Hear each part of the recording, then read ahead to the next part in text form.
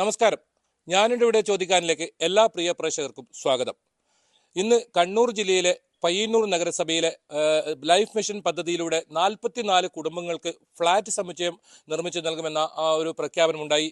അതിൻ്റെ ഈ 4 വർഷമായിട്ടും ഇതുവരെയായും ഒരു പ്രവൃത്തിയും നടന്നിട്ടില്ല. വെറും തൂണുകളിൽ മാത്രം ഒതുങ്ങിയ ഒരു അവസ്ഥയാണ്. ഏതായാലും ഈ വിഷയമാണ് ഇന്ന് ചർച്ച ചെയ്യുന്നത്.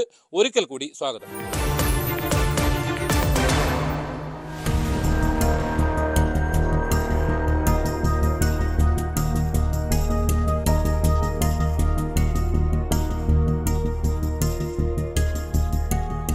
നമ്മോടൊപ്പം ഗുണഭോക്താക്കളും ഒപ്പം ജനപ്രതിനിധികളും അതുപോലെ തന്നെ നാട്ടുകാരും ചേരുന്നു. ഏതായാലും ആദ്യം ഈ പ്രദേശവാസികളോട് തന്നെ നമുക്ക് ഈ കാര്യം ചോദിക്കാം. എന്താണ് ഈ ഒരു പദ്ധതി ഇത്തരത്തിൽ മുടങ്ങാൻ കാരണം? എന്തായിരുന്നു ഈ പദ്ധതി കൊണ്ട് ഉദ്ദേശിച്ചിരുന്നത്? ഈ ഒന്നാം പിണറായി സർക്കാർ അധികാരത്തിലെത്തിയപ്പോൾ തന്നെ ലൈഫ് മിഷനിൽ 44 കുടുംബങ്ങൾക്ക് വീട് നൽകുമെന്ന് പറഞ്ഞാണ് 14 കോടി രൂപയോളം ചെലവഴിച്ച് ഈ പദ്ധതി യാഥാർത്ഥ്യമാകുമെന്നൊക്കെ പറഞ്ഞത്. പക്ഷേ നമ്മുടെ ഈ നാടിൻ്റെ ഒരു നിർഭാഗ്യമെന്ന് പറയാം, ഈ ഒരു പദ്ധതി മാത്രമല്ല, ഒരുപാട് പദ്ധതികൾ പ്രഖ്യാപിക്കുകയും പിന്നീട് അവ അൺലോഡ് ചെയ്ത് കൊണ്ടുപോകുന്ന ഒരു സാഹചര്യവും ഈ നാടിനുണ്ട്. ഇപ്പോൾ ഇതിന് തൊട്ടപ്പുറത്താണ് സൈബർ പാർക്ക്. അതിന്ന് യാഥാർത്ഥ്യമല്ലാതെ തിരിച്ചുപോയി. അങ്ങനെ ഒട്ടേറെ പദ്ധതികൾ. ആ പദ്ധതി പോലെ തന്നെ ഈ പദ്ധതിയും 44 കുടുംബങ്ങൾക്ക് അർഹമായ ആനുകൂല്യം ലഭിക്കേണ്ട സാഹചര്യമുള്ള ഇവിടെ ആദ്യം ബേസ്മെൻറ്റിന് മുമ്പായി കുറേ നാൾ വെള്ളം കെട്ടി നിന്നു. പിന്നീട് ബേസ്മെൻറ്റ് ഇങ്ങനെ നിലനിന്നു. അതിൽ കുറേ കാലം വെള്ളം കെട്ടി നിന്നു. പിന്നീട് ഈ പില്ലറൊക്കെ ദ്രവിച്ചു തുടങ്ങുമ്പോൾ ഇത്തരത്തിലുള്ള നിർമ്മാണവുമായി രംഗത്ത് വന്നു. ഇനി ഇതൊക്കെ ഒരു യാഥാർത്ഥ്യമാക്കാൻ അധികാരികൾ തയ്യാറാകുന്നില്ല എന്ന് മാത്രമല്ല, ഒരു തീരെ ശ്രദ്ധയില്ലാതെ ഇവയൊക്കെ കൈകാര്യം ചെയ്യുന്നതാണ് നമ്മുടെയൊക്കെ ദൃഷ്ടിയിൽ നിന്ന് മനസ്സിലാകുന്നത്. എന്താണ് ഇതിലൊരു ഇത്തരത്തിലൊരു പദ്ധതി മുടങ്ങാനുണ്ടായ ഒരു സാഹചര്യം എന്താണ്? നമ്മളിത് അന്വേഷിക്കുമ്പോൾ മനസ്സിലാകുന്നത്, ആദ്യം ടെൻഡർ കൊടുത്ത കരാറുകാരൻ തുക മതിയാകാതെ വന്നതുകൊണ്ട് ഇതിൽ നിന്നും പിൻവാങ്ങുകയും പിന്നീട് വീണ്ടും ടെൻഡർ കൊടുത്തു. അദ്ദേഹം ഈ പില്ലറൊക്കെ ഉണ്ടാക്കി. ഇപ്പോൾ വീണ്ടും ടെൻഡർ കൊടുക്കണമെന്നാണ് പറയുന്നത്. ഇതിൻ്റെ യാഥാർത്ഥ്യം എന്താണ് എന്ന് നമുക്കറിയില്ല. ഒരു കാര്യം ഉറപ്പാണ്, ഈ പദ്ധതി അട്ടിമറി നടന്നിരിക്കുന്നു. അല്ലെങ്കിൽ ഈ പദ്ധതിയുമായി ബന്ധപ്പെട്ട് പൂർത്തീകരിക്കേണ്ട മറ്റു പദ്ധതികൾ പൂർത്തീകരിക്കപ്പെട്ടിട്ടും ഇതിന്നും ഈ രീതിയിൽ നിൽക്കുന്നു എന്നുള്ളത് വലിയ അപമാനകരമാണ്. അധികാരികളുടെ പൂർണ്ണ പരാജയമാണ്. ഇപ്പോൾ ഈ ഗുണഭോക്താക്കൾ വലിയ പ്രതീക്ഷയോടെ ഇപ്പോഴും കാത്തിരിക്കുന്നുണ്ടാവും. 4 വർഷത്തോളമായി. അവർക്ക് പകരം എന്തെങ്കിലും തരത്തിലുള്ളൊരു സൗകര്യം ഇതിപ്പോൾ മുന്നോട്ട് പോകാൻ കൊണ്ടുപോകുന്നില്ലേ? അങ്ങനെ ഒരു സൗകര്യം ചെയ്തു കൊടുക്കേണ്ടതല്ലേ ശരിക്കും? തീർച്ചയായും അത്തരം സൗകര്യങ്ങൾ ചെയ്തു കൊടുക്കണം. പക്ഷേ നമ്മൾ മനസ്സിലാക്കിയിടത്തോളം ഇപ്പോൾ നഗരസഭയിലെ ബന്ധപ്പെട്ട കൗൺസിലർമാരോടൊക്കെ എന്നെപ്പോലുള്ള ആളുകൾ ബന്ധപ്പെടുമ്പോൾ അവർക്കൊന്നും വാടക പോലും നൽകാതെ ചില ആളുകളെയൊക്കെ സന്നദ്ധ പ്രവർത്തകരെയൊക്കെ കണ്ടാണ് അവരുടെ സാഹചര്യങ്ങൾ അത്തരത്തിലുള്ള ആളുകൾ കൈകാര്യം ചെയ്യുന്നത്. അതൊക്കെ വലിയ പ്രയാസമാണ് അവരുടെയൊക്കെ സ്ഥിതി. ഇപ്പോൾ ഇതിനോടൊപ്പം ആരംഭിച്ചതാണ് ഇപ്പോൾ പയ്യാമ്പലത്തായാലും 1-2 ഇടങ്ങളിൽ അവിടെയൊക്കെ നിർമ്മാണം പൂർത്തിയായി കഴിഞ്ഞിരിക്കുന്നു. എന്തുകൊണ്ടാണ് പയ്യന്നൂർ നഗരസഭയിൽ മാത്രം ഇത്തരത്തിൽ ഈ ഒരു അവസ്ഥ ഉണ്ടായത്? അല്ല, അതാണ് പറയുന്നത്. പയ്യന്നൂർ നഗരസഭയിലെ ഈ ഒരു പദ്ധതി മാത്രമല്ല, പയ്യന്നൂർ നഗരസഭയിലെ എല്ലാ പദ്ധതികളും ഇങ്ങനെയാണ്. പയ്യന്നൂരിലെ പുതിയ ബസ് സ്റ്റാൻഡൊക്കെ എത്രയോ വർഷമായി, നമ്മുടെ ചെറുപ്പത്തിൽ കേൾക്കുന്ന ഒരു ബസ് സ്റ്റാൻഡാണ് പുതിയ ബസ് സ്റ്റാൻഡ്. ഇന്ന് യാഥാർത്ഥ്യമായില്ല. പയ്യന്നൂരിലെ സ്റ്റേഡിയം അതേ നിലയിൽ തന്നെയാണ്. പയ്യന്നൂരിലെ ഈ പ്രവൃത്തി ഇത് തന്നെയാണ്. ഞാൻ നേരത്തെ പറഞ്ഞ ഒരു സൈബർ പാർക്ക് മറ്റൊരു സ്ഥിതിയിലാണ്. ഒരു ഇൻഡസ്ട്രിയൽ എസ്റ്റേറ്റ് പറഞ്ഞു. ആ ഇൻഡസ്ട്രിയൽ എസ്റ്റേറ്റ് ഇന്നും യാഥാർത്ഥ്യമായിട്ടില്ല. പയ്യന്നൂരിനകത്തെ എല്ലാ വികസന പ്രവർത്തനങ്ങളും ഇങ്ങനെയാണ് ഇഴഞ്ഞു നീങ്ങുകയും പിന്നീട് അവ അപ്രത്യക്ഷമാവുകയും ചെയ്യുന്ന ഒരു രീതി പയ്യന്നൂരിനുണ്ട്. അത് പയ്യന്നൂരിലെ ബന്ധപ്പെട്ട ആളുകളുടെ ഇടപെടലിൻ്റെ കുറവാണോ അല്ല മറ്റ് ഘടകങ്ങളാണോ എന്നറിയില്ല. ഇതേ സമയത്ത് അന്വേഷിക്കുമ്പോൾ പഴയങ്ങാടി ഉൾപ്പെടെയുള്ള പ്രദേശങ്ങളിലായ പദ്ധതികൾ പൂർത്തീകരിക്കുകയും അവ ആളുകൾക്ക് നൽകുകയും ചെയ്തു. ഈ പയ്യന്നൂരിൻ്റെ വികസന പ്രവർത്തനത്തിൽ ഇങ്ങനെയുള്ള ഒട്ടേറെ അപാകതകളുണ്ട് എന്നുള്ളത് യാഥാർത്ഥ്യമാണ്. മറ്റൊരു കാര്യം, നമ്മളിപ്പോൾ ഈ വരുമ്പോൾ തന്നെ വളരെ ദൂരമാണ് ഈ സ്ഥലം തന്നെ തിരഞ്ഞെടുത്തിട്ടുള്ളത്. ഈ ഗുണഭോക്താക്കൾക്ക് ഇത് ലഭിച്ചാൽ തന്നെ ഇവിടെ എത്താനും ഒക്കെ വലിയ ബുദ്ധിമുട്ടുണ്ട്. എന്തുകൊണ്ടാണ് ഇത് കൃത്യമായി അനുയോജ്യമായ ഒരു സ്ഥലം കണ്ടെത്തി അത്തരത്തിലുള്ളൊരു സ്ഥലത്തല്ലേ വീട് നിർമ്മിക്കേണ്ടത്? നിങ്ങളിപ്പോൾ നേരത്തെ സൂചിപ്പിച്ചതുപോലെ വെള്ളം കെട്ടി നിൽക്കുന്ന ഒരു പ്രദേശം കൂടിയാണെന്ന് മനസ്സിലാക്കുന്നു. അത് അനുയോജ്യമായ ഒരു സ്ഥലത്ത് തന്നെയാണോ ഈ ഒരു സമുച്ചയം ഇവർ തിരഞ്ഞെടുത്തത്? അല്ല, അത് സ്ഥലത്തെ സംബന്ധിച്ച് പ്രശ്നമില്ല. കാരണം ഗവൺമെൻറ്റിൻ്റെ മെച്ചഭൂമി ഉള്ള പ്രദേശമാണ്. അതുകൂടാതെ പിന്നെ കാനായി മണിയറ റോഡും കോറോം റോഡും എഞ്ചിനീയറിംഗ് കോളേജ് റോഡും ഒക്കെ ചുറ്റളവിലാണ്. കോറോം ഹൈസ്കൂളിൻ്റെ അടുത്ത പരിസരത്താണ്. ആളുകൾ ഇവിടെ 44 കുടുംബങ്ങൾ വന്നാൽ അവർക്ക് ജീവിക്കാൻ അവർക്ക് നല്ല സാഹചര്യമുള്ള ഒരു പ്രദേശം തന്നെയാണിത്. എന്നാൽ ഈ പദ്ധതി ഇനി മുന്നോട്ട് കൊണ്ടുപോകാത്തൊരവസ്ഥ തന്നെ കാണുമ്പോൾ പദ്ധതി ഈ രീതിയിൽ, അതായത് ഓരോ സ്ഥിതിയിലും ഇത് പൂർത്തീകരിക്കുമെന്ന് തോന്നുമ്പോൾ പൂർത്തീകരിക്കാതിരിക്കുകയും അതിനൊരു കാലപ്പഴക്കം വരുന്നില്ലേ? ഇതൊക്കെ കോൺക്രീറ്റും കമ്പികളും ഒക്കെ ഉള്ളതാണ്. അപ്പോൾ അതിനൊക്കെ ഒരു വലിയ നല്ല രീതിയിലുള്ള ടെസ്റ്റിങ്ങും കാര്യങ്ങളും ഒക്കെ നടത്തേണ്ടതായിട്ടുണ്ട് എന്നാണ് ഞങ്ങൾ ഇത് സംബന്ധിച്ച് പറയാനുള്ളത്. എന്തായാലും ഈ കാര്യത്തിൽ പ്രതികരിക്കാൻ വനിതകളും നമ്മോടൊപ്പം ചേരുന്നുണ്ട്. വലിയ പ്രതീക്ഷയോടെയാണ് കുടുംബങ്ങൾ കാത്തിരുന്നത് ഇത്തരത്തിലൊരു വീട് കിട്ടുമെന്ന നിലയിൽ. ഇപ്പോഴത്തെ ഒരു സാഹചര്യം എന്താണ് മനസ്സിലാക്കുന്നത്? ഏറെ പാവപ്പെട്ട 44 കുടുംബങ്ങളുടെ പ്രതീക്ഷയും ആശ്രയമാണ് ഈ ലൈഫ് പദ്ധതി. ഇതുമാത്രമല്ല, ജൈവ ഗ്രാമം പദ്ധതിയും ഇതുപോലെ തന്നെയാണ്. കോറോത്ത് ഒരു പ്രവൃത്തിയും ഇതുവരെ നടന്നിട്ടില്ല. ഈ വാർപ്പിൻ്റെ തൂണിൽ കിടക്കുന്നതാണ് ഇപ്പോൾ കാണുന്നത്. ഞങ്ങൾ ഇതേ വഴി കടന്നു പോകുമ്പോൾ എക്കാലവും കാണുന്നത് തന്നെയാണ് ഇത്. ഇതിനി ഒരു മാറ്റം വരാൻ പോകുന്നില്ല. ഇതിൽ നഗരസഭയുടെ ശോചനീയ അവസ്ഥയായിട്ട് തന്നെയാണ് നമ്മളിത് കാണുന്നത്. ഇത് ഈ പദ്ധതിയിൽ തെരഞ്ഞെടുപ്പിൽ അഴിമതി ഉണ്ട്, അത്തരത്തിൽ തന്നെയാണോ വിശ്വസിക്കുന്നത്? തീർച്ചയായും ഇത് ഒരു അഴിമതിയിൽ തന്നെയാണ് ഉള്ളത്. നമ്മൾ കോറമ്പിലെ എല്ലാ പരിപാടിയും അങ്ങനെ. ഇപ്പം നേരെ ഇവിടെ ഒരു ജൈവ പദ്ധതി ഇതേമാതിരിയാണ്. പേപ്പർ കണ്ടു ഇതാക്കി കുറേ ആളെ വന്നു പോയി, കുറേ പൈസ നഷ്ടപ്പെടും, ജനങ്ങളെ പൈസ. അതേപോലെ മുനിസിപ്പാലിറ്റിയുടെ റോഡ് കംപ്ലീറ്റ് പോക്കാം.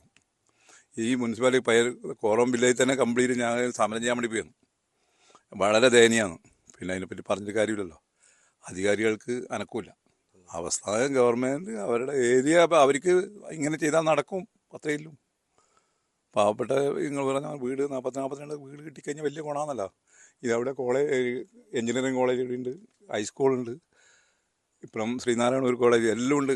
അത് വികസനം ഇത് വന്നു കഴിഞ്ഞാൽ നല്ലൊരു വികസനമാകുകയും ചെയ്യും. അത് ഗവൺമെൻറ് ഒരു അനങ്ങപ്പാറന്നാണ് നടക്കുന്നത്, അത്രയില്ല. വളരെ ശോചനീയാവസ്ഥയാണ് പയ്യന്നൂർ മുനിസിപ്പാലിറ്റിയെ കുറിച്ച് ചിന്തിക്കുമ്പം. എക്കാലവും CPM ഭരിക്കുന്ന ഒരു മുനിസിപ്പാലിറ്റിയാണ്. അപ്പോൾ നമ്മളെ UDFൻ്റെ ഭരണം ഇതുവരെ കിട്ടിയിട്ടില്ല മുനിസിപ്പാലിറ്റിയിൽ. ഇനിയും നമ്മളെ ഭരണം വന്നിട്ടില്ലെങ്കിൽ ഇതേ അവസ്ഥ തന്നെയായിരിക്കും ഇനി അങ്ങോളെന്നാണ് നമ്മളെ ചിന്ത. ഈ പാവപ്പെട്ടവരെ കഷ്ടപ്പാട് തന്നെയാണ്. എല്ലാ പദ്ധതികളിലും അഴിമതിയാണ്. എന്ത് തൊട്ടാലും അത് അഴിമതിയായിട്ടാണ് നമ്മൾ മനസ്സിലാക്കുന്നത്. നമുക്ക് ഈ പദ്ധതിയിലേക്ക് വന്നാൽ എന്തായിരുന്നു തുടക്കത്തിൽ പറഞ്ഞിരുന്നത്? ഇതെന്താണ് ഇങ്ങനെ ഈ ഒരു അവസ്ഥയിലേക്ക് എത്താൻ കാരണം? കുറേ കാലമായി നമ്മൾ ഇതേപോലെ ഇവിടെ കണ്ടുവരുന്നു. എപ്പോഴും കേൾക്കാം ഇങ്ങനെ ലൈഫ് മിഷനിൽ വീടുകൾ പണിയുന്നുണ്ട് കേൾക്കുന്നതല്ലാതെ ആ പണി പൂർത്തിയായിട്ടോ ഇതിന് മേൽത്തട്ട് അങ്ങോട്ടോ ഒരു ജോലിയും നമ്മൾ കണ്ടിട്ടില്ല. ഇതേ അവസ്ഥയിൽ തന്നെയാണ് എക്കാലവും കണ്ടുവരുന്നത്. അപ്പോൾ പാവപ്പെട്ടവരെ കഷ്ടപ്പെടുത്താനായിട്ടുള്ള ഇന്ന് ഏതിൽ എടുത്തു നോക്കിയാലും കേരള സർക്കാർ നമ്മളെ ഭരണം അങ്ങനെ തന്നെയാണ്. 2 പ്രാവശ്യം ഭരണം കിട്ടുമ്പോൾ കൂടുതലായി മെച്ചപ്പെടില്ല, വളരെ അധോഗതിയിലേക്ക് പോവുകയാണ് ചെയ്യുന്നത്. നമ്മൾ ഇതിൻ്റെ ഒരു തുടക്കത്തിൽ നമുക്ക് വലിയ പ്രതീക്ഷ ഉണ്ടായിരുന്നില്ല, ഇത്രയും കുടുംബങ്ങൾക്ക് ഒരു ആശ്രയമാവുന്നില്ല, അങ്ങനെ പ്രതീക്ഷ ഉണ്ടായിരുന്നില്ല? പ്രതീക്ഷ ഉണ്ടായിരുന്നു, നല്ല പ്രതീക്ഷ ഉണ്ടായിരുന്നു. പാവപ്പെട്ടവർക്ക് ഇങ്ങനെ 10-44 കുടുംബങ്ങൾക്ക് വീട് കിട്ടുക വളരെ സന്തോഷമുള്ള കാര്യങ്ങളാണ്. ഈ നാടിൻ്റെ തന്നെ ഒരു അഭിമാനം തന്നെ ആവും കോറോത്ത്. ഈ കോറോം പോലുള്ള പ്രദേശങ്ങളിൽ ഇങ്ങനെ ഒരു 44 വീട് വരിക പറയുമ്പോൾ ചില്ലറ കാര്യമൊന്നുമല്ല. പക്ഷേ ഇത് മുന്നോട്ട് ഇനി എത്തിപ്പെടുന്നില്ലത് വളരെ ആശയക്കുഴപ്പത്തിലാണ്. സമ്പൂർണ്ണ ഭവനരഹിത സംസ്ഥാനം എന്നതാണ് CPMൻ്റെ തന്നെ പ്രഖ്യാപനം, അതുപോലെ തന്നെയാണ് സർക്കാരിൻ്റെയും. പക്ഷേ അപ്പോഴും 4 വർഷത്തോളമായി ഇത്തരത്തിൽ ഒരു കെട്ടിടം സമുച്ചയത്തിൻ്റെ തൂണുകളിൽ മാത്രമായി ഒതുങ്ങിയിരിക്കുന്ന അവസ്ഥ. എന്തായാലും കൂടുതൽ പ്രതികരണം നമുക്ക് ഇതിൽ തേടേണ്ടതുണ്ട്. നമുക്കിപ്പോൾ പയ്യന്നൂർ നഗരസഭയിൽ വന്നേക്കൊന്നാൽ CPMനെ എപ്പോഴും വിജയിപ്പിക്കുന്ന ഒരു നഗരസഭയാണ്. എന്തുകൊണ്ട് അത്തരത്തിലുള്ള ഒരു നഗരസഭയിൽ തന്നെ ഇങ്ങനൊരു സംഭവം നടക്കുന്നത്? അതായത് പയ്യന്നൂർ നിയോജക മണ്ഡലം എന്ന് പറയുന്നത് 140 മണ്ഡലങ്ങളിൽ CPMനെ സംബന്ധിച്ച് ഏറ്റവും സാധ്യതയുള്ള ആദ്യത്തെ മണ്ഡലമാണ്. അതായത് 139 മണ്ഡലവും വിജയിക്കുന്നില്ലെങ്കിലും പയ്യന്നൂർ വിജയിക്കുമെന്ന് പറയുന്ന രാഷ്ട്രീയ അഹങ്കാരം CPMനകത്തുണ്ട്. ആ അഹങ്കാരമാണ് ഇത്തരത്തിലുള്ള എല്ലാ പദ്ധതികളും അവതാളത്തിലാകുന്നത്. ഈ പദ്ധതി തന്നെ കഴിഞ്ഞ ആദ്യ പിണറായി സർക്കാരിൻ്റെ കാലഘട്ടത്തിൽ MLA ഉൾപ്പെടെയുള്ള ആളുകൾ മുൻകൈയെടുത്ത് തറക്കല്ലിട്ടുകൊണ്ട് എത്രയും പെട്ടെന്ന് പൂർത്തീകരിക്കുമെന്ന് പറഞ്ഞുകൊണ്ട് നേരത്തെ സൂചിപ്പിച്ചതുപോലെ പയ്യാമ്പലത്തെയും അനുബന്ധ പ്രദേശങ്ങളിലെല്ലാം പദ്ധതി പൂർത്തീകരിക്കുമ്പോഴും ഈ പദ്ധതി നീട്ടിവലിച്ചു കൊണ്ടുപോവുകയും ഇതിൻ്റെ ഉപഭോക്താക്കൾക്ക് ലഭിക്കാതിരിക്കുകയുമാണ് ചെയ്യുന്നത്. അത് പയ്യന്നൂരിലെ വോട്ട് ചെയ്താലും ചെയ്തില്ലെങ്കിലും തങ്ങൾ ജയിക്കുമെന്ന ഒരു ധിക്കാരവും എങ്ങനെയും ജനാധിപത്യ വിരുദ്ധമായ പ്രവർത്തനങ്ങളുടെ അധികാരം നിലനിർത്തിക്കൊണ്ട് മുന്നോട്ട് പോകാൻ കഴിയുമെന്നുമുള്ള ധാരണ CPMനകത്തുള്ള ഒരു പ്രദേശമാണ് പയ്യന്നൂർ ഉൾപ്പെടുന്ന അതിൻ്റെ ഏറ്റവും മൃഗീയ സ്വഭാവമുള്ള ഒരു പ്രദേശമാണ് കോറോ. എല്ലാ നഗരസഭാ കൗൺസിലർമാരും ഇവിടെ കാലങ്ങളായി ഇടതുപക്ഷത്തിൻ്റെ കൗൺസിലർമാരാണ്. അപ്പോൾ തങ്ങൾക്ക് എതിരാളികളില്ല എന്നുള്ളതും അതുപോലെ തന്നെ ഈ ഇതിൻ്റെ വികസന കാര്യങ്ങൾ പറയുമ്പോൾ അവയൊക്കെ തങ്ങളുടെ ആ വലിയ ശക്തി ഉപയോഗിച്ച് മറച്ചു വയ്ക്കാമെന്നുമുള്ള ഒരു വലിയ ധിക്കാരമാണ് ഇത്തരത്തിലുള്ള എല്ലാ പദ്ധതികളും പുറകോട്ട് പോകുന്നത്. ഈ പദ്ധതിയൊക്കെ നമ്മൾ ഒരുപാട് 44 കുടുംബങ്ങൾ വളരെ ആശയോടെ അവരുടെ ആ 44 കുടുംബങ്ങൾ എന്ന് പറയുന്നത് ജീവിതത്തിലെ ഏറ്റവും അടിത്തട്ടിലുള്ള ആളുകളാണ്. അന്നന്ന് പണിയെടുത്ത് ജീവിക്കുന്ന അല്ലെങ്കിൽ അതുപോലും സാധ്യമാകാത്ത ആളുകൾക്കാണ് ഈ പദ്ധതിയിൽപ്പെടുത്തി വീടുകൾ നൽകുന്നത്. പക്ഷേ അത്തരത്തിലുള്ള ആളുകളുടെ പദ്ധതിയാണ് ഇങ്ങനെ കാഴ്ചയിൽ നിൽക്കുന്നത്. അതുപോലെ തന്നെ ഒട്ടേറെ ആളുകൾക്ക് വിവിധ പദ്ധതികളായി വീടുകൾ നൽകുന്ന പദ്ധതിയുണ്ട്. ആ പദ്ധതികളിലെല്ലാം സ്വജനപക്ഷപാതമുണ്ട്. അല്ലെങ്കിൽ തങ്ങളുടെ രാഷ്ട്രീയത്തിന് ആവശ്യമായ ആളുകൾക്ക് മാത്രം നൽകുന്ന ഒരു പ്രവണത പയ്യന്നൂർ നഗരസഭയ്ക്കകത്തും പയ്യന്നൂർ മണ്ഡലത്തിനകത്തും വ്യാപകമാണ്. ഈ ആക്ഷേപം എത്രയോ കാലമായി ആളുകൾ ഉയർത്തുന്നു. ഞാൻ നിങ്ങൾക്ക് വേണമെങ്കിൽ ഇതിന് അർഹതയുള്ള എത്രയോ ആളുകളുടെ പേര് വിവരം തരാൻ തയ്യാറാണ്. കാരണം പൂർണ്ണമായി അർഹതയുള്ള ആളുകളെ പോലും മാറ്റി നിർത്തിക്കൊണ്ട് കൃത്യമായ സ്വജനപക്ഷപാതത്തിൻ്റെ അടിസ്ഥാനത്തിലാണ് ഇതൊക്കെ നൽകുന്നത്. പക്ഷെ അങ്ങനെ നൽകുമ്പോഴും ഈ 44 കുടുംബങ്ങൾക്ക് പോലും അത് ലഭിക്കുന്നില്ല എന്നുള്ളതാണ് യാഥാർത്ഥ്യം. ഇത് ഈ ഒരു മേഖലയിൽ മാത്രമല്ല, ഇവിടുത്തെ കുടിവെള്ള പ്രശ്നമായാലും എല്ലാ മേഖലകളിലും രാഷ്ട്രീയം കാണുന്നു എന്നുള്ളത് ഈ നാടിൻ്റെ തന്നെ ഒരു ശാപമാണ്. അത് ഇടതുപക്ഷ ജനാധിപത്യ മുന്നണി ഭരിക്കുന്ന പയ്യന്നൂർ നഗരസഭയിൽ വ്യാപകമാണ്. എല്ലാ അർത്ഥത്തിലും അത് വളരെ കൃത്യമായി പ്രതിഫലിപ്പിക്കുന്നു എന്ന് പറഞ്ഞു വെക്കാതെ വയ്യ. എല്ലാ കാര്യങ്ങളിലും അതുണ്ട്. ഒരു സ്കൂൾ തലങ്ങളിലായാലും മറ്റു തലങ്ങളിലായാലും എല്ലാ തലത്തിലും ഈ മൃഗീയമായ ഒരു ജനാധിപത്യ വിരുദ്ധ ബോധമുണ്ട്. ആ ബോധം തന്നെയാണ് ഈ 44 കുടുംബങ്ങൾക്ക് അർഹതപ്പെട്ട ആനുകൂല്യങ്ങൾ കൈകളിലെത്താതെ ഈ വികസനവും ഇങ്ങനെ ഇഴഞ്ഞു നീങ്ങുന്നത്. ഇഴഞ്ഞു നീങ്ങൽ മാത്രമല്ല, കൃത്യമായി സത്യസന്ധമായി ജോലി ചെയ്യുന്നുണ്ട് അല്ലെങ്കിൽ സേവനം നടക്കുന്നുണ്ട് എന്ന് ഉറപ്പുവരുത്താൻ കഴിയാത്ത രീതിയിലേക്ക് പോകുന്നു. ആദ്യം ബേസ്മെൻറ്റിന് താഴെ വെള്ളം കെട്ടി നിൽക്കുക, പിന്നീട് ബേസ്മെൻറ്റ് കുറേ കാലം വെള്ളത്തിൽ നിൽക്കുക, പിന്നീട് പില്ലറിൻ്റെ കമ്പി മുഴുവൻ ദ്രവിക്കുമ്പോൾ പില്ലർ പൊതിഞ്ഞ് പണി തുടങ്ങുക. ഇപ്പോൾ വീണ്ടും ഇത് കാഴ്ചക്കാരാകുന്നു. എല്ലാ സ്ഥലത്തും പറയുന്ന ന്യായം ഒന്നാണ്, കരാറുകാരൻ പിൻവാങ്ങുന്നു എന്നാണ്. എന്തുകൊണ്ടാണ് ഇത്രയും വലിയ തുക എസ്റ്റിമേറ്റ് ഇട്ട് കരാറുകാരൻ പിൻവാങ്ങുന്നത് എന്ന് നമുക്ക് മനസ്സിലാകുന്നില്ല. മറ്റ് പദ്ധതികളൊക്കെ ചില പദ്ധതികൾ പൂർത്തീകരിച്ചത് കാണുമ്പോൾ എസ്റ്റിമേറ്റ് തുക ഇപ്പോൾ ഇത്ര കോടിയാണെങ്കിൽ ആ കോടിക്ക് താഴെയാണ് പൂർത്തീകരിച്ച് കാണുന്നത്. അപ്പോൾ എന്നിട്ടും കരാറുകാർ എന്തുകൊണ്ടാണ് ഉപേക്ഷിക്കുന്നത് എന്ന് ഞങ്ങൾക്കറിയില്ല. ഇങ്ങനെ പൂർത്തിയായ പദ്ധതികൾ പോലും വലിയ അഭിപ്രായ വ്യത്യാസം നമുക്കുണ്ട്. അതുകൊണ്ടാണ് ഏറ്റവും പാവപ്പെട്ടവൻ്റെ അടിസ്ഥാന വിഭാഗത്തിൻ്റെ ശബ്ദമുയർത്തുന്ന ഒരു വിഭാഗം ഭരിക്കുമ്പോൾ അവരെയെങ്കിലും ശ്രദ്ധിക്കണ്ടേ? അവരെയും ശ്രദ്ധിക്കുന്നില്ല എന്നുള്ളതിന് ഏറ്റവും വലിയ തെളിവാണ് ഈ പദ്ധതി ഇങ്ങനെ ശോചനീയമായി ഒരു കുഴിക്കകത്ത് ഇത്തരത്തിലുള്ള ഈ രൂപത്തിൽ നിൽക്കുക എന്ന് പറയുന്നത് അങ്ങേയറ്റം ദുഃഖകരമാണ്. ഞങ്ങളൊക്കെ ഒരുപാട് പത്രമാധ്യമ സുഹൃത്തുക്കളുടെയും അതുപോലെ തന്നെ മറ്റ് പ്രത്യക്ഷ സമരങ്ങളുടെയും ഒക്കെ ഒരുപാട് തവണ ആവശ്യപ്പെട്ടിട്ടും ഇവിടെ ഒന്നും ചെയ്യാൻ പറ്റില്ല, പറയുന്നവർ പറഞ്ഞു പോയിക്കോട്ടെ എന്ന ലാഘവത്തോടെ മാത്രം അധികാരികൾ എടുക്കുന്നു എന്നുള്ളത് അങ്ങേയറ്റം ഖേദകരമാണ്. നൂറുകണക്കിന് ആളുകൾക്ക് വീടില്ലാതെയുണ്ട്. തെരുവിലും മറ്റും കിടക്കുന്ന എത്രയോ പാവങ്ങളുണ്ട്. അവർക്കൊരു ആശ്രയ പദ്ധതിയാണ് ഈ ലൈഫ് മിഷൻ പദ്ധതി. ഇത് ഇത്തരം ഒരു കോൺക്രീറ്റ് തൂണിലായി പോയത് കൊണ്ടുള്ള ബുദ്ധിമുട്ടുകൾ നമ്മുടെ നാടിന് തന്നെ മോശം തന്നെയാണ്. പയ്യന്നൂർ നഗരസഭയിൽ പല പദ്ധതികളും ഇങ്ങനെ പാതി വഴിയിൽ കിടക്കുന്നത്. ഞങ്ങളുടെ തൊട്ടപ്പുറം തന്നെ ലൈഫ് വീടുകൾ തന്നെയുണ്ട്. ആ വീടുകൾ തന്നെ 10ഓളം വീടുകൾ അവിടെയുണ്ട്. ആ വീടുകളിൽ തന്നെ ശരിക്ക് പാർപ്പിട യോഗ്യമല്ലാത്ത വീടുകളാണ് മുഴുവനും. മഴക്കാലം വന്നു കഴിഞ്ഞാൽ ചോർന്നൊലിക്കുന്ന വീടുകളാണ് നമ്മൾ അടുത്തുള്ള സ്ഥലത്തുള്ളത്. ഇത്തരം പല പദ്ധതികളും ഇതുപോലെ തന്നെ ജൈവ ഗ്രാമ പദ്ധതിയും അതുപോലെ തന്നെയാണ്. അതുപോലെ തന്നെ നമ്മുടെ നഗരസഭയിലെ പല റോഡുകളും പൊട്ടിപ്പൊളിഞ്ഞ് വാഹന ഗതാഗത യോഗ്യത്തിന് വരെ പറ്റാത്ത സ്ഥിതിയിലുള്ള തരത്തിലാണ് ഇന്ന് നഗരസഭ പോകുന്നത്. നഗരസഭയുടെ ശോചനീയ അവസ്ഥ നമുക്ക് ആ പല റോഡുകളിലും പല സ്ഥലങ്ങളിലും കാണും. വിലക്കയറ്റം കൊണ്ടും നിയന്ത്രിക്കാൻ പറ്റാത്ത പാവങ്ങൾ കഷ്ടപ്പെടുന്ന ഒരു സ്ഥിതിവിശേഷമാണ് ഇന്നത്തെ ഈ സർക്കാരിൻ്റെ രീതി. ഒരു ഗുണഭോക്താവ് കൂടി നമ്മോടൊപ്പം ചേരുന്നു. അനിത, എത്ര വർഷമായി നിങ്ങൾ വാടകയ്ക്ക് താമസിക്കുന്നു? എന്താണ് നിങ്ങളുടെ ഇപ്പോഴത്തെ ഒരു അവസ്ഥ? 4 വർഷമായി സർ ഇവിടെ താമസിക്കുന്നത്. അപ്പോൾ ഭർത്താവില്ല, 3 മക്കളാണ്. അപ്പോൾ ഞാൻ പണിക്ക് പോയിട്ട് വേണം വാടക കൊടുക്കാൻ വേണ്ടിയിട്ട്. 4000 വാടക കൊടുക്കണം.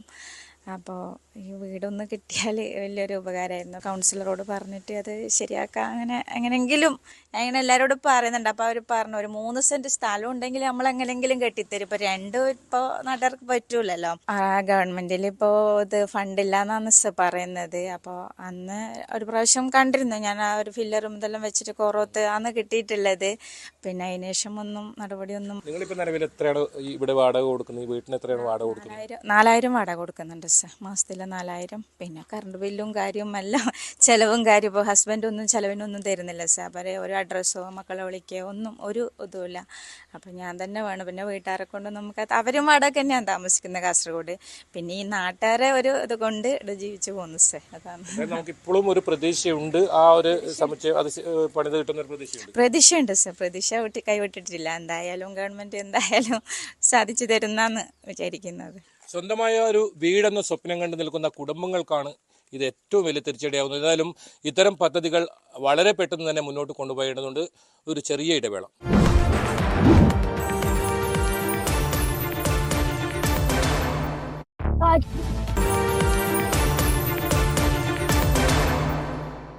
പയ്യന്നൂർ നഗരസഭാ കൗൺസിലർ രൂപേഷ് കൂടി നമ്മോടൊപ്പം ചേരുന്നുണ്ട്. എന്തായാലും ഇപ്പോൾ ഇത്രയും വലിയ 44 കുടുംബങ്ങൾക്ക് വേണ്ടുന്ന ഒരു പദ്ധതിയാണ് എങ്ങും എത്താത്തൊരു അവസ്ഥയുള്ളത്. എന്തുകൊണ്ട് ഈ ഒരു അവസ്ഥ വരാൻ കാരണം എന്താണ്? ഈ അവസ്ഥ വരാൻ കാരണം ഇതിൻ്റെ ഭരണകർത്താക്കൾ അതിന് മറുപടി പറയേണ്ടതാണ്. പക്ഷേ നിരവധി തവണ പയ്യന്നൂർ നഗരസഭാ യോഗം ചേരുന്ന സമയത്ത് രേഖാമൂലം ഇതുമായി ബന്ധപ്പെട്ടിട്ടുള്ള കാര്യങ്ങളെക്കുറിച്ച് വിശദീകരിക്കുന്നതിന് വേണ്ടി നമ്മൾ ചോദ്യം ഉന്നയിച്ചിട്ടുണ്ട്. 2 വർഷം മുമ്പേ വരെ ചെയർപേഴ്സൺ അടുത്ത മാസം, അതായത് ഡിസംബർ മാസം തുടങ്ങുമെന്നൊക്കെ പറഞ്ഞ് നമ്മളെ തൽക്കാലം ആ നഗരസഭാ യോഗത്തിൽ ബഹളമില്ലാതെ ഒഴിഞ്ഞു മാറുന്ന സ്വഭാവമായിരുന്നു. പക്ഷേ അതായത് ഈ മാസം നടന്ന കൗൺസിൽ യോഗത്തിൽ ഏറ്റവും ഒടുവിലായി പറഞ്ഞത് ഇത് നഗരസഭയുടെ പദ്ധതിയല്ല, സർക്കാരിൻ്റെ പദ്ധതിയാണ്. സർക്കാരിൻ്റെ പദ്ധതിയാണെന്ന് എല്ലാവർക്കും അറിയാം. പക്ഷെ നഗരസഭയ്ക്കകത്താണ് ഇത് നടക്കുന്നതിലുകൊണ്ട് അതിൻ്റെ ഒരു ഉത്തരവാദിത്വം നഗരസഭ കൂടി ഉണ്ട് എന്നാണ്. അപ്പോൾ ആ നിലയിൽ നമ്മൾ ഇത് നിരന്തരമായി കഴിഞ്ഞ 4 വർഷമായി 2020 സെപ്റ്റംബറിലാണ് അന്ന് ഓൺലൈനിലായിരുന്നു ഇതിൻ്റെ തറക്കല്ലിടൽ കർമ്മം മുഖ്യമന്ത്രി വെച്ച്. അതേ സമയത്താണ് അദ്ദേഹത്തിന് ധർമ്മടത്ത് പിണറായി സ്ഥലത്ത് ഇതുപോലുള്ള ഫ്ലാറ്റ് നിർമ്മാണത്തിന് തറക്കല്ലിട്ട് ഓൺലൈനിൽ തന്നെ. പക്ഷെ അത് കഴിഞ്ഞ 1 വർഷം മുമ്പേ അത് പൂർത്തീകരിച്ച് മുഖ്യമന്ത്രി തന്നെ വലിയ ആഘോഷപരമായി ഉദ്ഘാടനമൊക്കെ ചെയ്തു കഴിഞ്ഞു. അപ്പോൾ ആ സമയത്ത് ഞാൻ വീണ്ടും കൗൺസിൽ യോഗത്തിൽ ചോദിച്ചു, പിണറായിക്കകത്ത് ഫ്ലാറ്റ് ഉദ്ഘാടനം കഴിഞ്ഞു, പയ്യന്നൂരിനകത്ത് എന്തുകൊണ്ടാണ് ഇത് നടക്കാത്തത് എന്ന്. അപ്പോൾ അതിനൊന്നും മറുപടിയില്ല. നേരത്തെ ഇവിടെ സൂചിപ്പിച്ചതുപോലെ ഈ പയ്യന്നൂരിൻ്റെ ഒരു ദുരവസ്ഥ എന്ന് പറയുന്നത്, പ്രത്യേകിച്ച് കോറം വില്ലേജ് 11 ആൾ മത്സരിക്കുന്നെങ്കിൽ 11 ആളും CPM ആളുകളെ ജയിപ്പിക്കും. ഇല്ല, അതിനുള്ള ബലാലയം അവർക്കുണ്ട്. അതുകൊണ്ട് തന്നെ ഈ 11 ആൾ പറഞ്ഞാൽ ഈ ബാങ്ക് ഡിപ്പോസിറ്റ് ചെയ്തോളാം കോറം വില്ലേജിലെ CPM സ്ഥാനാർത്ഥികൾ. അവർക്ക് അതിൻ്റെ കായിക ശേഷി കൊണ്ട് അതൊക്കെ അവർ പിടിച്ചെടുക്കും. അതുകൊണ്ട് തന്നെ ഈ നഗരസഭയുടെ ഭരണം എല്ലാ കാലത്തും CPM കൈകൾ ഭദ്രമാണ്. അതുകൊണ്ട് വികസനം നടന്നിട്ട് എന്ന നിലയിലാണ് അവർ ചെയ്യുന്നത്. പക്ഷേ ഇതിനകത്ത് ഈ ഒരു വിഷയത്തിനകത്ത് വേണ്ടല്ലേ കുറേയേറെ നിരാലംബരായ പാവങ്ങളുണ്ട്. എവിടെ പോയി കിടന്നുറങ്ങണമെന്ന് സാധിക്കാത്തവർ. ഇപ്പോൾ എന്ന് വെച്ചാൽ ഓരോ മാസം വാടക കേൾക്കുന്നവരാണെങ്കിൽ 1 വർഷം കഴിയുമ്പോൾ വീണ്ടും വാടക വർദ്ധിപ്പിക്കുന്നു. അതിനൊന്നും ആരും നിയന്ത്രണമില്ല. ഒരു വാടകേൻ്റെ ഉടമസ്ഥൻ അടുത്ത വർഷം 10% വർദ്ധിപ്പിക്കുന്നു എന്ന് പറയുമ്പോൾ മുൻകാലങ്ങളിൽ അങ്ങനെയൊന്നുമില്ല. എപ്പോഴാണ് വാടക ആദ്യം തുടങ്ങിയത് ആ വാടകനെ തുടർന്നു പോകുന്ന സാഹചര്യമാണ്. പക്ഷേ ഇപ്പോൾ ഓരോ വർഷവും എഗ്രിമെൻറ്റ് പുതുക്കുക എന്ന് പറഞ്ഞിട്ട് ഈ വാടകക്കാരോട് വാടക കൂട്ടി വെക്കുന്ന സാഹചര്യം. അപ്പോൾ ആ നിലയിൽ ഈ കുടുംബങ്ങളെല്ലാം അവരെപ്പോഴാണ് അവരുടെ ജീവിതം തന്നെ അവസാനിപ്പിക്കേണ്ടി വരുന്നു എന്ന ഘട്ടങ്ങളിലേക്ക് പോയിക്കൊണ്ടിരിക്കുന്ന സന്ദർഭമാണ്. ഇതിനകത്ത് രാഷ്ട്രീയമൊന്നും കാണാതെ ഒരുപാട് പദ്ധതികൾ പയ്യന്നൂരിൽ നിലച്ചു പോയിരിക്കുന്നു. പക്ഷേ ഈ പദ്ധതിയെ അത് എല്ലാവരും, പ്രത്യേകിച്ച് നമ്മുടെ MLA ഇതിനകത്ത് നിയമസഭയിൽ സബ്മിഷനായിട്ട് ഉന്നയിക്കാറ്. കാരണം മറ്റ് സ്ഥലങ്ങളിൽ ഇതൊക്കെ ഉദ്ഘാടനം ചെയ്തു വരുന്നു. പയ്യന്നൂരിലെ ഈ വിഷയത്തിനകത്ത് നിയമസഭക്കകത്ത് നമ്മുടെ MLA എന്തുകൊണ്ട് ഈ വിഷയം ഉന്നയിക്കുന്നില്ല എന്നുള്ള ചോദ്യം വളരെ പ്രധാനപ്പെട്ടതാണ്. കാരണം ഇത് ഗവൺമെൻറ്, ഇടതുപക്ഷ ഗവൺമെൻറ്റിൻ്റെ ബഡ്ജറ്റിനകത്ത് അവസാന ബഡ്ജറ്റിനകത്ത് വന്നൊരു പദ്ധതിയാണ്. അതായത് ലാസ്റ്റ് പിണറായി വിജയൻ്റെ 1ാം സർക്കാരിൻ്റെ ലാസ്റ്റ് ബഡ്ജറ്റിനകത്താണ് ഈ ഫ്ലാറ്റ് നിർമ്മാണത്തിന് വേണ്ടിയുള്ള ഫണ്ട് നീക്കി വെക്കുന്നത്. ആ നിലയിൽ ഇപ്പോൾ 4 വർഷം കഴിഞ്ഞിരിക്കുന്നു. എന്തുകൊണ്ട് MLA എന്താണ് ഇതിനകത്ത് ഈ ഇടപെടൽ നടത്തിയെന്ന് പൊതുജനങ്ങളോടെങ്കിലും പറയാൻ വേണ്ടിയിട്ട് MLA തയ്യാറാകേണ്ടത് വസ്തുത തന്നെയാണ്. എന്താണ് ഈ പദ്ധതി യഥാർത്ഥത്തിൽ എത്ര ഗുണഭോക്താക്കളാണ് ഇതിലുള്ളത്? എത്രയാണ് ഇതിന് തുക? ഇപ്പോൾ നിലവിൽ എത്ര ചെലവാക്കിയിട്ടുണ്ട്? ഇത് നിലവിൽ ചെലവാക്കിയതിനെ കുറിച്ച് ഒരു ധാരണയും എവിടെയുമില്ല. ഇത് നമ്മൾ ആദ്യ ഘട്ടത്തിൽ പറഞ്ഞത് 43+1 അങ്ങനെ 44 കുടുംബങ്ങൾക്ക് വേണ്ടിയിട്ടാണ് എന്നാണ് പറഞ്ഞത്. ഇവരെ തെരഞ്ഞെടുത്ത് തന്നെ തീർത്തും ഭൂമിയില്ലാത്ത റേഷൻ കാർഡ് പോലും ഇല്ലാത്ത ആളുകൾ ഓരോ വാടക വീട്ടിൽ താമസിക്കുന്ന അവരുടെ അപേക്ഷകൾ മേടിച്ച് അതിനകത്ത് വലിയ മാനദണ്ഡങ്ങൾ വെച്ചുകൊണ്ട് ക്രോഡീകരിച്ചിട്ടാണ് ഏറ്റവും പാവപ്പെട്ടവരെയാണ് അതിനകത്ത് സെലക്ട് ചെയ്തത്. ആ സെലക്ട് ചെയ്തവർക്കാണ് ഇപ്പോൾ ആരോടാണ് പരാതി പറയുന്നത്? അവർ കാണുന്നവരോട് എല്ലാവരോടും പരാതി പറയുന്നു. അവർക്ക് രാഷ്ട്രീയമില്ല, അവരുടെ ജീവിതമാണ് അവരുടെ മുന്നിലുള്ളത്. ആ ജീവിതത്തിന് മുന്നിൽ അവർ വരുന്നവരോടൊക്കെ പരാതി പറയുന്നതല്ലാതെ അവരുടെ മുന്നിൽ രാഷ്ട്രീയം ഒന്നുമില്ല. പക്ഷെ അവരെയാണ് ഇങ്ങനെ കബളിപ്പിച്ചുകൊണ്ടേയിരിക്കുന്നത്. നിലവിൽ സാങ്കേതികമായി നോക്കിയാൽ ഈ 44 കുടുംബങ്ങൾക്ക് ഇപ്പോൾ നിലവിൽ ഈ ഒരു പദ്ധതി പ്രകാരം വീട് അനുവദിച്ച ഒരു സാഹചര്യമുണ്ട്. അപ്പോൾ ഇവർക്ക് മറ്റേതെങ്കിലും തരത്തിൽ ഇനി ഏതെങ്കിലും ആനുകൂല്യം പുതിയ ഏതെങ്കിലും പദ്ധതിയിലേക്ക് ഉൾപ്പെടുത്താനോ അങ്ങനെ എന്തെങ്കിലും ഇനി സാങ്കേതികമായിട്ട് പറ്റുമോ? കാരണം ഇതിൽ അവർ ലിസ്റ്റ് ചെയ്തിട്ടുള്ളതല്ലേ. തീർച്ചയായും അത് ആ നിലയിൽ അവരെ പരിഗണിക്കേണ്ടത് തന്നെയാണ്. അത് നഗരസഭയും അല്ലെങ്കിൽ ഗവൺമെൻറ്റും അവരെ പരിഗണിച്ച് പ്രത്യേക പരിഗണന നൽകി അവരെങ്ങനെയാണ് സംരക്ഷിക്കേണ്ടതെന്ന് ഗവൺമെൻറ് ഒരു ആലോചന നടത്തേണ്ടത് തന്നെയാണ്. അത് സംശയമൊന്നുമില്ല. പക്ഷേ ഈ ഫ്ലാറ്റ് തന്നെയാണ് വീണ്ടും പുനർനിർമ്മിക്കാൻ വേണ്ടി എന്തെങ്കിലും റിവേഴ്സ് ചെയ്ത് എഗ്രിമെൻറ്റിലൊക്കെ മാറ്റം വരുത്തി ടെൻഡർ വിളിക്കുകയും ചെയ്ത് ഇതേ പദ്ധതിയാണ് വീണ്ടും ഇതിൻ്റെ മുകളിലേക്ക് കെട്ടിടം വരുവാണെങ്കിൽ ഇതിൻ്റെ ഒരു ബലക്ഷയം കൂടി നമ്മൾ പരിശോധിക്കേണ്ടത്. കാരണം ഇത് 4 വർഷമായി ഇതിൻ്റെ ഒരു പ്ലേസ്മെൻറ്റിൻ്റെ കഴിഞ്ഞിട്ട്. അപ്പോൾ ഇതിൻ്റെ മുകളിൽ ഒരു കെട്ടിടം വരിക എന്നാൽ ഇതിന് എന്തൊരു ബലമാണല്ലോ, ഇതിനെ തുരുമ്പൊഴിച്ച് പോകും. നിങ്ങൾ കാണുന്നില്ല, എല്ലാം തുരുമ്പൊഴിച്ച് പോയിരിക്കുന്നു. ഇതിൻ്റെ മുകളിൽ ഒരു കെട്ടിടം വന്നാൽ ഈ കെട്ടിടത്തിന് എന്താണ് ബലക്ഷയം? ഇവിടെ വലിയൊരു അപകടത്തിന് സാധ്യത പോലും ഇനി ഇതിൻ്റെ മുകളിൽ കെട്ടുവാണെങ്കിൽ വരുന്ന കാര്യം തർക്കമൊന്നുമില്ല. ഈ പ്രതിപക്ഷം എന്ന നിലയിൽ ഇനി എന്താണ് നിങ്ങൾ ഈ കാര്യത്തിൽ നഗരസഭയിൽ ഇത് പ്രതിപക്ഷം എന്നാലും നമ്മളെ എല്ലാ ഘട്ടങ്ങളിലും നമ്മളിത് പറയുകയും എല്ലാം ചെയ്യേണ്ടത് ജനമാണ് പ്രതിപക്ഷമാവേണ്ടത്. ഇവിടെ ജനം പ്രതിപക്ഷമാവാത്തതിൻ്റെ ധിക്കാരവും അഹങ്കാരവും ഈ പയ്യന്നൂരിലെ CPMൻ്റെയും അതിലെ ഇടതുപക്ഷ ആളുകൾക്കും ഒക്കെ ഉണ്ട്. അതാണ് എല്ലാ പദ്ധതിയും നേരത്തെ ഇവിടെ സൂചിപ്പിച്ചതുപോലെ ഈ ലൈഫ് മിഷൻ പദ്ധതി ഇവിടെ ഇങ്ങനെയാണെങ്കിൽ പയ്യന്നൂരിൽ എല്ലാ പദ്ധതിയും അതാണ്. കിഫ്ബി പദ്ധതി വെച്ചിട്ടാണ് പയ്യന്നൂരിലെ സ്റ്റേഡിയം 11-12 കോടി റുപ്യക്ക് സ്റ്റേഡിയം. അത് സ്റ്റേഡിയം എന്ന് പറയുന്നത് വെച്ചാൽ പയ്യന്നൂരിലെ നിരവധി കായിക പ്രതിഭകൾക്ക് അത് വലിയ ഒരു സഹായമാകുന്ന സ്റ്റേഡിയമാണ്. ഇതുപോലെയായിരുന്നു ഇതിൻ്റെ പ്രവൃത്തി തുടങ്ങി, പ്രാഥമിക പ്രവൃത്തികൾ തുടങ്ങിയപ്പോൾ പെട്ടെന്ന് നിലച്ചുപോയി, പിന്നീട് നമ്മൾ ചോദിക്കാൻ പറയും ഇതേ അവസ്ഥയാണ് കരാറുകാരൻ ഇട്ടേച്ച് പോയി. ഈ കരാറുകാരൻ ഇട്ടേച്ച് പോകുകയാണെങ്കിൽ അവരെ നിയമത്തിൻ്റെ മുന്നിൽ അവരെ കരിമ്പട്ടിയിൽ ഉൾപ്പെടുത്തും. നാളെ അവർ മറ്റൊരു കരാറിലേക്ക് പോകാതിരിക്കാൻ, വേറൊരു കരാറിലേക്ക് പോകാതിരിക്കാൻ വേണ്ടി അവരെ കരിമ്പട്ടിയിൽ ഉൾപ്പെടുത്തുന്നതിന് വേണ്ടിയിട്ട് ഗവൺമെൻറ്റിന് തയ്യാറാവേണ്ടേ? എന്തെങ്കിലും ഈ പദ്ധതിയെല്ലാം നിലച്ചെടുത്ത് ഏതെങ്കിലും ഒരു കരാറുകാരൻ നാളെ മറ്റൊരു ടെൻഡറിലേക്ക് എങ്ങനെയാണ് പോകുന്നത്? ഒരു പദ്ധതി പൂർത്തീകരിക്കാതെ മറ്റൊരു ടെൻഡറിലേക്ക് ഒരു കരാറ് പോകുന്നതിൽ അവനെ പരിശോധിക്കാനും അവരെ കരിമ്പട്ടിയിൽ ഉൾപ്പെടുത്തുന്നതിന് വേണ്ടി ഗവൺമെൻറ്റിൽ അത് തയ്യാറാവേണ്ടത്. അതിന് തയ്യാറാവുക ആദ്യം ചെയ്യണം. അല്ലാതെ ഇത് വലിച്ച് താഴെയിട്ടിട്ട് മറ്റൊരു ടെൻഡറിലേക്ക് പോയി ആ ടെൻഡറും ഗവൺമെൻറ് ടെൻഡറിന് എടുത്ത് അതിൻ്റെ വർക്ക് നടത്തുക എന്ന് പറയുമ്പോൾ ഇവിടെ ഇത് നിൽക്കുക. അപ്പോൾ ആ നിലയിലേക്ക് ഇതിൻ്റെ ഒരു അധികാരി വർഗത്തിൻ്റെ ഒരു ഒത്താശ ഇത്തരം വർക്കുകൾക്ക് ഉണ്ട് എന്ന കാര്യം തർക്കമൊന്നുമില്ല. മാത്രമല്ല ഇതിൽ ഏതായാലും തരത്തിൽ കരാറുകാരുമായ ഒരു അവിശുദ്ധ കൂട്ടുകെട്ട്, അത്തരത്തിലുള്ള അഴിമതി ഉണ്ടെന്ന് തന്നെയാണ് തീർച്ചയായും നമ്മൾ ഇതിനകത്ത് വലിയ ആരോപണം ഉന്നയിക്കുന്നത് ഇത് യഥാർത്ഥത്തിൽ സത്യസന്ധമായ കാര്യങ്ങൾ നടക്കുകയാണെങ്കിൽ ഇതൊക്കെ നേരത്തെ പൂർത്തിയായിട്ടുണ്ടാകും. ഈ അഴിമതി എങ്ങനെയാണ് വന്നതെന്ന് ചോദിക്കാൻ നമ്മളെ എല്ലാ പദ്ധതി ഇത് മാത്രമല്ല. ഞാൻ പയ്യന്നൂർ നഗരസഭയിലെ ഉദാഹരണം പറഞ്ഞാൽ ഇവിടെ ജൈവഗ്രാമമുണ്ട്. ഈ ജൈവഗ്രാമം എന്ന് പറയുന്നത് ഒരു മൊട്ടക്കുന്നാണ്. നമ്മളെ ഈ പ്ലേസ്മെൻറ്റ് ഏറ്റവും മുകളിൽ ഒരു പാറക്കാണ്, മൊട്ടക്കുന്നിലാണ് ഈ ജൈവഗ്രാമം. ഈ ജൈവഗ്രാമം എന്ന് പറഞ്ഞാൽ പട്ടികജാതി വർഗ്ഗമായ കുടുംബങ്ങൾക്ക് വേണ്ടി ഏറ്റവും പാവപ്പെട്ടവരുടെ സംരക്ഷിക്കാൻ അവരുടെ ജീവിതോപാധികൾക്ക് മാറ്റം വരുത്തുന്നതിന് വേണ്ടിയിട്ടുള്ള നഗരസഭയുടെ പദ്ധതിയാണ് ജൈവഗ്രാമ പദ്ധതി. കഴിഞ്ഞ ഒരു 2 വർഷം മുമ്പ് ഇത് വലിയ ചർച്ചയാവുകയൊക്കെ ഏകദേശം ഒരു സെൻറ്റിന് ഒരു 1000 രൂപ വരുന്ന ഒരു മൊട്ടക്കുന്ന്. ആ സ്ഥലമാണ് വർഷങ്ങൾക്ക് മുമ്പ് സെൻറ്റിന് 10,000 രൂപ കൊടുത്തിട്ട് ഈ നഗരസഭയുടെ അധികൃതർ 1.5 ഏക്കറോളം സ്ഥലം അവിടെ വിലക്ക് വാങ്ങുന്നത്. നിങ്ങൾ ആലോചിക്കണം, ഒരു 1000 രൂപക്ക് ഒരു സെൻറ്റ് കിട്ടുന്ന സ്ഥലത്താണ് വർഷങ്ങൾക്ക് മുമ്പ് 10,000 രൂപ ഒരു സെൻറ്റിന് കൊടുത്തുകൊണ്ട് ഏക്കർ കണക്കിന് സ്ഥലം അവിടെ വാങ്ങിക്കുന്നു. ഇപ്പോഴും ജൈവഗ്രാമം അവിടെ പൂർത്തിയായിട്ടില്ല. അവിടെ പട്ടികജാതിക്കാർക്ക് പോകാൻ കഴിയില്ല. അവിടെ ഇപ്പോൾ കൊല്ലത്തിൽ ചെയ്യുന്നത് വെച്ചാൽ അവിടെ കശുവണ്ടി കുറച്ച് പറക്കിയെടുക്കാൻ കിട്ടും, അത് ലേലത്തിൽ വെക്കാനാണ് ഇപ്പോൾ നഗരസഭയുടെ പരിപാടി. അല്ലാണ്ട് അവിടെ ഇതുവരെ എത്രയോ വർഷങ്ങളെ അതവിടെ കിടക്കുന്നു. അതുപോലെയാണ് പയ്യന്നൂർ നാരങ്ങത്തോടിൻ്റെ വിഷയം. എത്രയോ കാലങ്ങളെ നാരങ്ങത്തോട് പറഞ്ഞാൽ പയ്യന്നൂരിൻ്റെ എല്ലാ ഹോട്ടലുകളിലെയും എല്ലാ കടകളിലേക്കും മാലിന്യങ്ങൾ ഒഴുകിയെത്തുന്ന ഒരു പ്രദേശമാണ് കേളോത്തും ആ സ്ഥലം. അതിലൂടെയാണ് നാരങ്ങത്തോട്. മണത്തിട്ട് അതുവഴി ഒന്നും പോവാൻ കഴിയില്ല. നിരന്തരമായി ആളുകൾ ആവശ്യപ്പെടുന്ന വിഷയമാണ് നാരങ്ങത്തോട്. അതങ്ങനെ തന്നെ നിൽക്കുന്നു. പുതിയ ബസ് സ്റ്റാൻഡ് ഈ പഞ്ചായത്ത് മാറി നഗരസഭ ഏറ്റെടുത്തത് മുതൽ പയ്യന്നൂർ ജനം കേൾക്കുന്ന വിഷയമാണ് പുതിയ ബസ് സ്റ്റാൻഡ് വരുന്നത്. ഇപ്പോൾ നമ്മളെ പുറത്തുനാട് നിങ്ങളെപ്പോലെ ആളുകൾ പുറത്തുനിന്ന് വരുമ്പോൾ പുതിയ ബസ് സ്റ്റാൻഡ് എന്ന് കണ്ടു കഴിഞ്ഞാൽ ഒരു ബിൽഡിങ്ങിന് ഇങ്ങനെ കറങ്ങി വരുന്ന ഒരു സംഭവമുണ്ട്. ആ ബിൽഡിങ്ങിന് കറങ്ങി വരുന്നതാണ് ഇപ്പോൾ നിലവിലുള്ള പുതിയ സ്റ്റാൻഡ്. 25 വർഷമായിട്ടും ഈ ബസ് സ്റ്റാൻഡ് ഇവർ നാളെയാവും മറ്റന്നാളാവും. ഇതൊക്കെ ആഗ്രഹിച്ചും പ്രതീക്ഷിച്ചും നിൽക്കുന്ന ആളുകളാണ് പയ്യന്നൂരിലെ ജനത. ഇവിടെ തിരുവായ്ക്ക് എതിർവായില്ല എന്നുള്ളതുകൊണ്ട് ഇവിടെ എന്തും നടക്കും. ആർക്കും ഇവിടെ ജനമായി പ്രതികരിക്കുന്നില്ല. വികസനത്തിന്റെ കാര്യത്തിൽ ഇപ്പോഴും പയ്യന്നൂർ പിറകോട്ട്, അതുപോലെ ഇത്തരം പദ്ധതികളൊന്നും നടപ്പിലാവാത്ത ഒരു സാഹചര്യം അങ്ങനെ തന്നെയാണോ? തീർച്ചയായും ഇവിടെ നിലവിൽ പിണറായി വിജയൻ പോലും പയ്യന്നൂരിൻ്റെ MLA ആയിട്ട് പോയി എന്ന് മാത്രമല്ല അന്ന് അദ്ദേഹം വൈദ്യുതി മന്ത്രിയായിരുന്നു. പയ്യന്നൂർ കോൺസ്റ്റിറ്റ്യുവൻസിയെ പ്രതിനിധാനം ചെയ്തുകൊണ്ട് അന്ന് നിയമസഭയിൽ വൈദ്യുതി മന്ത്രിയായിരുന്നു. ശ്രീമതി ടീച്ചർ ഇവിടുന്ന് പോയിട്ടുണ്ട്. അദ്ദേഹം ആരോഗ്യമന്ത്രിയായിരുന്നു. അങ്ങനെ എല്ലാ പ്രമുഖരായ വ്യക്തികളെല്ലാം പയ്യന്നൂർ മണ്ഡലത്തെ പ്രതിനിധീകരിച്ചവരാണ്. പക്ഷെ അവരെല്ലാം ഉണ്ടായിട്ട് പോലും ഈ ദുരവസ്ഥ നമുക്ക് മാറ്റാൻ സാധിക്കുന്നില്ല.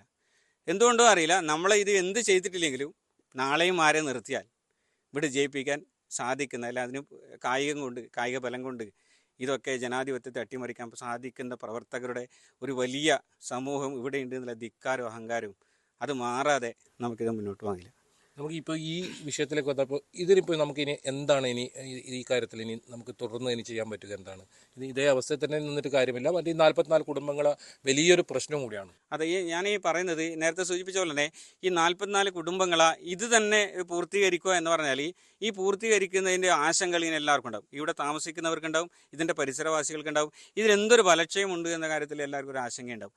പക്ഷെ അതുകൊണ്ട് തന്നെ ഈ നമ്മൾ ഗുണഭോക്താക്കളായിട്ടുള്ള 44 ആളുകളെ പുനരധിവസിക്കാൻ, അവരെ നമുക്ക് വേറെ ഏതെങ്കിലും സ്ഥലത്തേക്ക് മാറ്റി പാർപ്പിക്കാനോ അല്ലെങ്കിൽ അവരെ സംരക്ഷിക്കാനോ വേണ്ടി ഒരു നിശ്ചിത തുക അവരെ കൊടുത്തുകൊണ്ട് അവർ ഒരാൾ മാത്രമല്ല, ഇപ്പോൾ 2-3 കുട്ടികളിൽ ഭർത്താക്കന്മാരെ ഉപേക്ഷിച്ച് പോയവരടക്കം ഇതിൻ്റെ ഗുണഭോക്താക്കളാണ്. അപ്പോൾ അവരെല്ലാം സംരക്ഷിക്കപ്പെടാൻ വേണ്ടിയിട്ട് നമ്മൾ പൊതുപ്രവർത്തനം എന്നത് ഈ പാവങ്ങളെ സഹായിക്കുക എന്നതാണ് എന്ന് ചിന്തിക്കുന്ന കൂട്ടത്തിലാണ് ഞാനും നിങ്ങളുമൊക്കെ. അപ്പോൾ ആ നിലയിൽ അവരെ ഒരു പരിഗണന, വലിയ പരിഗണന അവർക്ക് വേണ്ടി കൊടുക്കണം എന്നാണ് എനിക്ക് ഒരു ജനപ്രതിനിധി നിലയിൽ സൂചിപ്പിക്കാനുള്ളത്.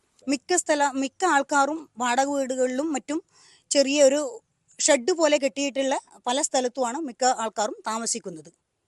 അവരുടെ അവസ്ഥ നേരിൽ കണ്ടത് തന്നെ നമുക്ക് വളരെ വിഷമത്തിൽ തോന്നും. വളരെ വിഷമമുള്ള കാര്യങ്ങളാണ് അവർ നേരിൽ കാണുമ്പോൾ ഉള്ളത്.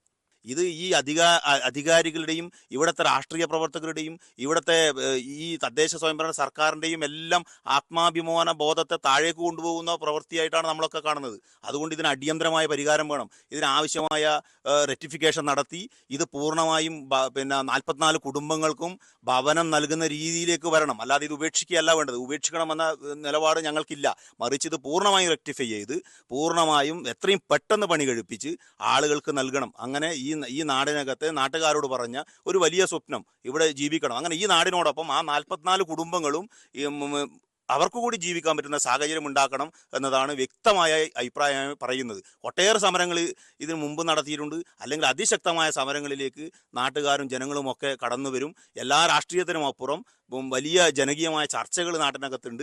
ആ ചർച്ചകൾ രൂപപ്പെടും. ചിലപ്പോൾ ആ ചർച്ചകൾ പുറത്തു വരുന്നില്ല എന്നുണ്ടാകാം. എല്ലാ ചർച്ചകളും ഉണ്ട്. എല്ലാ വാട്സപ്പ് ഗ്രൂപ്പുകളിലും ഇതൊക്കെ ചർച്ചയുണ്ട്. ഈ ചർച്ച നാളെ പിടിച്ചു നിർത്താൻ കഴിയാത്ത പ്രതിഷേധമായി മാറും. അതിലേക്കൊന്നും കാത്തു നിൽക്കാതെ ജനകീയമായ ഉത്തരവാദിത്തങ്ങൾ നിറവേറ്റാൻ ഇവിടുത്തെ അധികാരികൾ തയ്യാറാകണമെന്നാണ് പറയാനുള്ളത്. സ്വന്തമായ ഒരു വീടെന്ന് സ്വപ്നം കണ്ടു കഴിയുന്ന ഒരുപാട് പേരുടെ പ്രതീക്ഷയിൽ മേലാണ് ഇത്തരത്തിൽ കരിനിഴൽ വീഴുന്നത്. എന്തായാലും ഈ വിഷയത്തിൽ അടിയന്തരമായ നടപടി സർക്കാരിൻ്റെ ഭാഗത്തുണ്ടാകണം. അതുപോലെ തന്നെ നഗരസഭയുടെ ഭാഗത്തുണ്ടാകണം. ഇവർക്ക് ഇവിടെ അല്ലെങ്കിൽ മറ്റൊരു സ്ഥലത്ത്, അനുയോജ്യമായ ഒരു സ്ഥലത്ത് ഇത്തരത്തിൽ വീട് നിർമ്മിച്ച് നൽകണമെന്ന ആവശ്യം തന്നെയാണ് ഉയരുന്നത്. ഏതായാലും ഞാനുണ്ട് ഇവിടെ ചോദിക്കാൻ പൂർണ്ണമാവുന്നു. നന്ദി, നമസ്കാരം.